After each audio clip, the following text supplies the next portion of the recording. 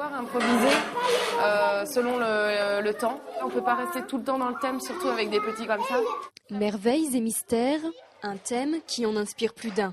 Ce matin, Emmanuelle encadre les 5 ans sur une activité dessin. À 23 ans, la jeune femme comptabilise 6 saisons d'animation, une expérience qui se ressent dans le déroulement de l'activité. Généralement, on leur fait le modèle avant, on leur fait le dessin, et puis après, eux, ils colorient, et puis ils font la finition, en fait.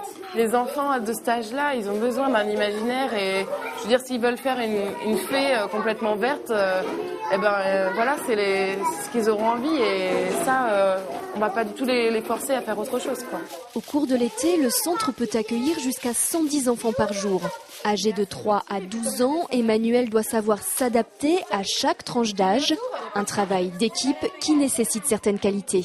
Le dynamisme, ça compte énormément. Il faut les lancer dans les activités, avoir un peu de patience quand même avec les enfants, être à l'écoute aussi. C'est très très important. Parce qu'il y a des enfants qui vont être un peu plus à l'écart et il faut savoir aller vers eux et de les faire jouer, de leur faire aimer en fait les activités. Éveiller donc plutôt qu'éduquer. L'animatrice a 2 mois pour transmettre ses passions. Son petit plus, le sport, une énergie qu'elle s'efforce de communiquer. Dès qu'il fait beau, voilà, j'essaie de mettre en avant ça et de faire des grandes animations extérieures, des grands jeux. Et puis voilà, quoi. On joue aussi beaucoup avec eux.